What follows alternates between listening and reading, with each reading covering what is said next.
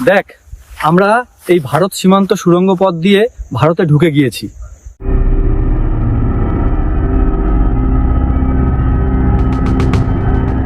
ইনকিলাব মঞ্চের মুখপাত্র শহীদ শরীফ ওসমান হাদি মামলায় গ্রেফতার হওয়া সিবিউন দিও ও সঞ্জয় সিসিম জিজ্ঞাসাবাদে গুরুত্বপূর্ণ ও চাঞ্চল্যকর তথ্য দিয়েছেন বলে জানিয়েছে মামলার তদন্তকারী সংস্থা। ধারণা করা হচ্ছে সিবিউন দিও ও সঞ্জয় সিসিম হাদির ঘাতক ফয়সালকে দেশ ছেড়ে ভারতে পালাতে সাহায্য করে থাকতে পারে। শুক্রবার ৮ দিনের রিমান্ড শেষে সিবিউন দিও ও সঞ্জয় সিসিমকে ঢাকার মেট্রোপলিটন ম্যাজিস্ট্রেট আদালতে হাজির করা হয়। এরপর মামলা তদন্ত কর্মকর্তা ডিবি পুলিশের মতিঝিল বিভাগের পরিদর্শক ফয়সাল আহমেদ তাদের কারাগারে পাঠানোর আবেদন করেন। শুনানি শেষে মেট্রোপলিটন ম্যাজিস্ট্রেট রিপন হোসেন আবেদন মঞ্জুর করে 2 আসামিকে কারাগারে পাঠানোর আদেশ দেন। এই 2 আসামির কাছ থেকে ফয়সালের বিষয়ে কি জানা গেল, এছাড়াও এই মুহূর্তে হাদিকে নিয়ে কি চলছে দেশে, চলুন বিস্তারিত জেনে নেওয়া যাক। সিবিউন দিও ও সঞ্জয় সিসিম হাদি হত্যাকাণ্ডের বিষয়ে অনেক গুরুত্বপূর্ণ ও চাঞ্চল্যকর তথ্য দিয়েছেন বলে জানিয়েছে তদন্ত সংশ্লিষ্টরা। তবে কী ধরনের চাঞ্চল্যকর তথ্য মিলেছে তা গোপনীয়তার স্বার্থে স্পষ্ট করা হয়নি। মামলা তদন্ত কর্মকর্তা আদালতে বলেন, আসামিরা ময়মনসিংহ জেলার হালুয়াঘাট সীমান্ত এলাকায় মানব পাচার ও অবৈধ পণ্য চোরা কারবারি সিন্ডিকেটের সক্রিয় সদস্য ফিলিপের সহযোগী। তারা সম্পর্কে এলাকার চাচাতো ভাই হন। আবেদনে বলা হয়, ময়মনসিংহ জেলার হালুয়াঘাট সীমান্ত দিয়ে সিন্ডিকেটের মাধ্যমে আসামিরা ভারতে পলায়ন করে থাকতে পারে। গ্রেফতার হওয়া আসামিরা কৌশলে নিজেদের সম্পৃক্ততা এড়িয়ে যাওয়ার চেষ্টা করছেন। মামলার পলাতক আসামি ফয়সাল করিম মাসুদ ও তার সহযোগী অজ্ঞাতনামা আসামিরা ভারতে পলায়ন করে থাকলে এ আসামিরা পলায়নে জড়িত থাকার সমূহ সম্ভাবনা রয়েছে। গত 15 ডিসেম্বর সন্ধ্যায় জিজ্ঞাসাবাদের জন্য তাদের দুজনকে আটকের কথা জানায় বিজিবি। জিজ্ঞাসাবাদের পর এ মামলায় গ্রেফতার দেখিয়ে 18 ডিসেম্বর আদালতে তোলা হলে 3 দিনের রিমান্ডে দেওয়া হয় তাদের। 21 ডিসেম্বর দ্বিতীয় দফায় দেওয়া হয় 5 দিনের রিমান্ড। গত 14 ডিসেম্বর ইনকিলাব মঞ্চের সদস্য সচিব আবদুল্লাহ আল জাবের বাদী হয়ে মামলা করেন। পরবর্তীতে মামলাটিতে 302 ধারা যুক্ত হয়। এ মামলায় 11 আসামিকে গ্রেফতার দেখানো হয়েছে। পালানোয় সহযোগিতাকারী হিসাবে ধরা হয় সিবিউন দিও, সঞ্জয় সিসিম ও আমিনুল ইসলাম রাজুকে। এদিকে ভারতীয় আধিপত্যবাদ বিরোধী আন্দোলনে শহীদ শরীফ ওসমান হাদি হত্যার বিচারের দাবিতে মিছিল আর স্লোগানে রাতভর উত্তাল ছিল রাজধানীর শাহবাগ মোড়। শুক্রবার রাত পেরিয়ে শনিবার ভোর হলেও শাহবাগে অবস্থান করেন হাদি ভক্তরা। তারা এ চত্বরে ফজরের নামাজ আদায় করেছেন।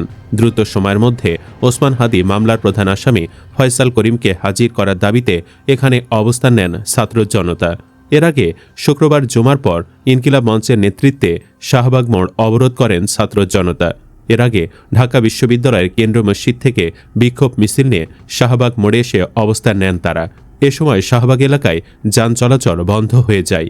বাংলাদেশের আজাদি, ওসমান হাদি, তুমি কে আমি কে, হাদি হাদি, বাংলাদেশের পতাকায় হাদি তোমায় দেখা যায়, ইনসাফের পতাকায় হাদি তোমায় দেখা যায়, তাকবীরের ধ্বনিতে হাদি তোমায় দেখা যায়, নারায়ে তাকবীর, আল্লাহু আকবার ইত্যাদি স্লোগান দেন অবরোধ কর্মসূচিতে আসা ছাত্র জনতা।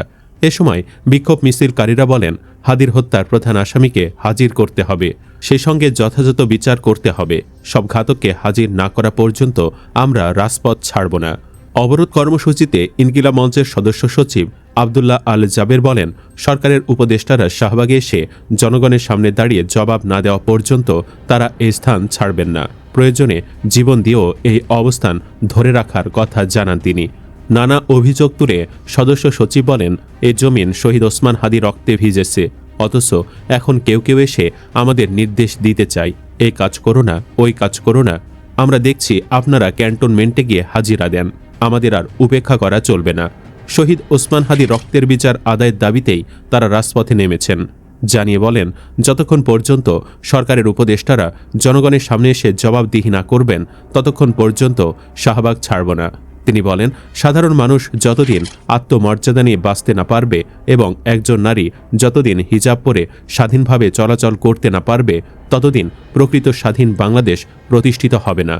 উল্লেখ্য, গত 12 ডিসেম্বর রাজধানীর বিজয়নগরে নির্বাচনী প্রচারণার সময় পরিকল্পিতভাবে ইনকিলাব মঞ্চের শরীফ ওসমান হাদির মাথায় গুলি করে সন্ত্রাসীরা।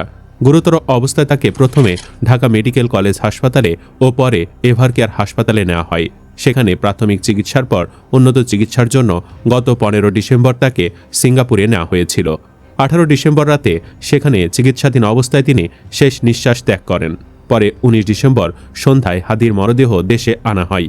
20 ডিসেম্বর দুপুরে জাতীয় সংসদ ভবনের দক্ষিণ প্লাজায় হাদির জানাজা অনুষ্ঠিত হয়। জানাজার নামাজে উপস্থিত হন লাখ লাখ ছাত্র জনতা। জানাজা শেষে ঢাকা বিশ্ববিদ্যালয় কেন্দ্রীয় মসজিদ ও জাতীয় কবি কাজী নজরুল ইসলামের কবরের পাশে শহীদ শরীফ ওসমান হাদিকে সমাহিত করা হয়। সুপ্রিয় দর্শক, হাদিকে কারা মেরেছে বলে আপনি মনে করেন?